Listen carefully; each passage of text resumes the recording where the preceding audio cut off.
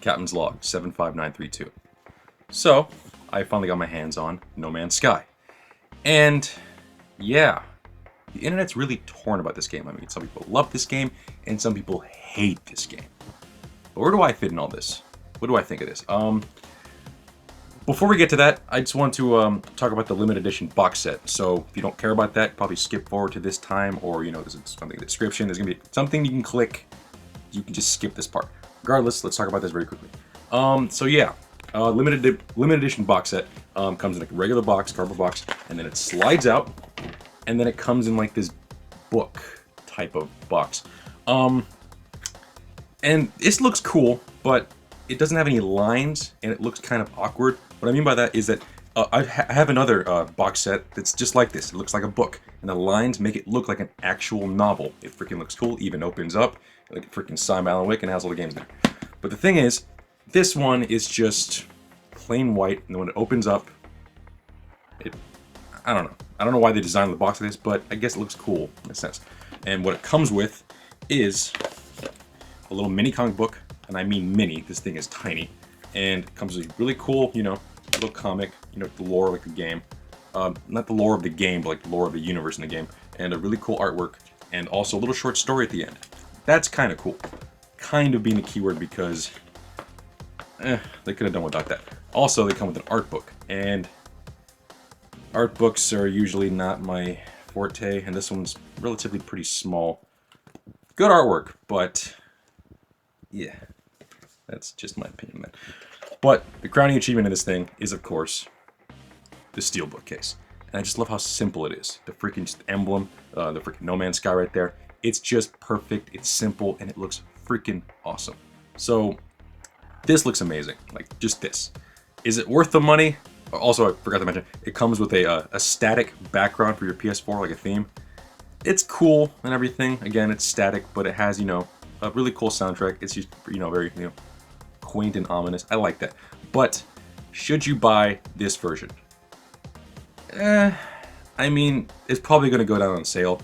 I got this thing cheaper because of the Amazon, Amazon Prime. You get games cheaper. So I'm not too distressed about this, but I wouldn't pay full price for this thing. I really wouldn't.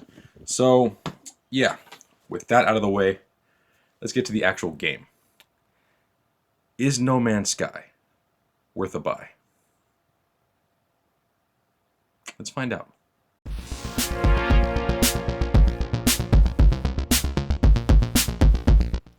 Alright, let's start with the aesthetics. The graphics look pretty basic nowadays, polygon-wise. One even might say they look kind of late PS3 graphics, but the art style is where it's at. The way I would describe it is a sun-bleached photo from the 80s or late 70s. And when the game goes nighttime, it becomes a neon science fiction 80s film. The world looks pretty rough up close, but it's huge and very detailed in a very macro level, which is incredible due to the fact that this game is rumored to span trillions and trillions of planets. The contrast is perfect. The use of color is freaking amazing. Each world is randomly generated, so some worlds will have the vibrancy of a jungle, the cold dryness of Hoth, or the danger and decrepitness of Mercury. The overall tone works perfectly and really adds to the vibe of, exploration, adventure, and the mysterious nature of the universe. Now, let's move on to the music. For starters, I'm very partial to synth music, so this is already an A+ in my book. But as atmosphere for the game, it's amazing. The overall sci-fi adventure tone of the music is perfect. One moment you're wandering around collecting plutonium or flying around through space, next thing you know, enemies are attacking you and the music doesn't even miss a beat. It gives you somber and mystery one second, and then intrigue and danger the next. Hell, I even downloaded the soundtrack to this, and I use this music to either run or just chill after a long day. I really don't need to say any more, but just listen to it for yourself, and you will understand. Now let's move on to the gameplay, and here's where the game kind of gets a little polarizing, but I'll get to that in a second. I want to talk about the online features, and okay, so yeah, this game is not really multiplayer, but it's in the same sense like Dark Souls. I mean, there's no PvP, but like Dark Souls, you can interact with other players in the sense that you can discover locations that they've discovered, and just search and find other places that people have already been through. Also, if you die, you can actually go to your gravesite and pick up your belongings. And that's essentially where the similarities with Dark Souls end, but That's just wanted to mention that. The rest of the game is if you mixed Minecraft with pretty much any space exploration game and multiplied it by 1 billion. Like I said before, this game is huge. In a weird way, I see this game as what Mass Effect should have been gameplay-wise. You travel the whole universe, and you can literally travel all of it, whether on foot or through a spaceship. Now, the universe again is massive, that you literally won't be able to comprehend how big it is in your mind. So thanks to hyperdrives and warp drives, you'll be able to travel around like nothing. But you won't be traveling all willy-nilly. Your travels will have to depend on supplies. You will constantly be mining for resources, whether on land or in space. And part of this is also searching for them too. Not everything will be within reach at all times. And once you find the item you're looking for, you better have room for it. And this is where resource management comes in. Now, resource management can be good or bad. In this case, it's good, but not great. It's very similar to Minecraft, but has like the urgency of like Resident Evil.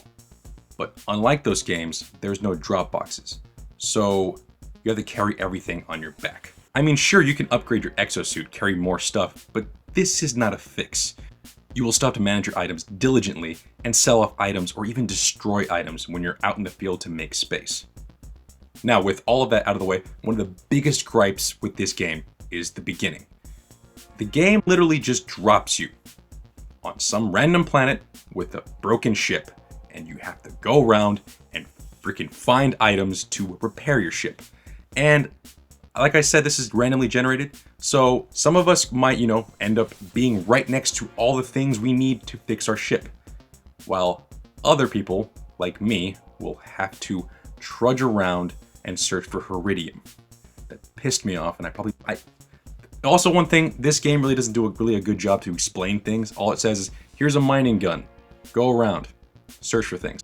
So this alone will push and really just alienate a lot of players in the beginning. But once you get past this, the game speeds up. Trust me, it speeds up a hell of a lot. Alright, next up, let's talk about the AI. And in this game, it's pretty decent. The worlds are protected by sentry bots that attack you when you begin to mess with the planet's infrastructure. They're a minimal threat, but they can gang up on you quick, so you better take them seriously. There are randomly generated animals on the planet. You could feed some of the wildlife to bring them closer to pet and also analyze to, get a nice little boost. And also others will try to feed on you if you get too close. Then there are space pirates, and these assholes will begin to shoot at you for no reason other than wanting you dead. These space fights come out of thin air, and you will most certainly die if you are not prepared. Either you jump away before they begin their attack, or you stand your ground and go bandit, Reynolds style. Also, let's not forget the NPCs that litter the whole universe. A colorful array of traders, vagabonds, and scientists that just want to help you on your journey. Bottom line, the gameplay is what you'd expect is if someone gave you a spaceship and told you to go live in the cosmos. At moments, it's very exhilarating. Other times, it's very tedious. But it always feels rewarding. I mean, whatever you do, it always feels like that it has a purpose. Whether it be, going around finding abandoned buildings, finding that some horrible thing happened there and you have to, analyze data logs, or mining plutonium because you stranded yourself. It's okay. Now let's move on to the story. And yeah, I use the word story very loosely because there's no real plot to this game. The point of this game is essentially to travel to the center of the universe, and that's it. In a way, this game resembles like vanilla Minecraft survival mode. Your goal is to explore and survive. Yes, there is an ending, no spoilers here, but I will lay out the basics. There are 3 paths to achieve getting to the center of the universe. And the first path you take is just try and get to the center of the universe. Why? I mean, wouldn't you want to get to the center of the universe? How are we getting there? Any means necessary, even black holes. Second path, follow the teachings of an ultra demigod and he will lead you to your destiny. What is your destiny? To collect stones. Wait, what? Hold on, I'm not done yet. You collect 10 of them. And once you do this, you will achieve an ending. Is the ending huge? Well, the outcome is huge, but in the grand scheme of things, it's more of a state of mind than anything substantial. Third path, screw the center of the universe. I just want to explore and live planet to planet. Seriously, you can just say hell with the story and just create your own adventure. Granted, they all allow you to explore the universe at your own pace and do whatever the hell you want, but the third path is without any shackles of an end goal. Your motivation is to just explore. Alright, now finally, after all that, what do I give this game? What would I score it? Well, as a person who's really tried to find that kind of game where I could just sit down and just, like I actually feel like I'm exploring the game.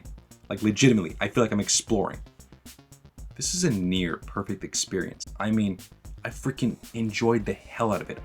I've invested myself. I felt like I was there. I felt like I was legitimately going from planet to planet, searching far and wide. I felt like a goddamn space explorer. But while I would give this game a 10 out of 10, for me, that's not, no. This game is pretty much set for a very niche audience, and I can't really see everyone enjoying this game fully. So as an unbiased review, I would give this game an 8 out of 10. It's a well-crafted, really well put together game, but it does have its faults. Things are amazing, but the thrills won't last forever for everyone. As I said, grinding is a thing, so if you aren't into that, like a kind of slow burn type of game, well, you should know that from the gameplay trailers, that this isn't your thing. The thrills are far in between, and most of the excitement is from exploration itself. And again, if that's not your thing, I still recommend this game as a rent or try before you buy. Just don't expect to feel like I do, because for me the thrill of the game is immersing myself in it and experiencing new worlds. I can easily see myself playing this game on and off for the next couple of years, especially in VR.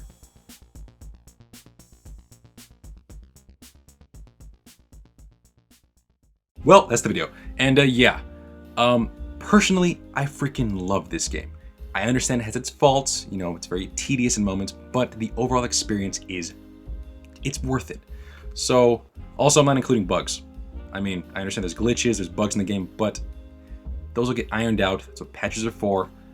Although the PC version right now is having a really tough time, and I'm really hoping it's not a whole another Arkham Knight situation. So let's hope that the PC version gets a lot better. But patches, I mean, that's what they're there for.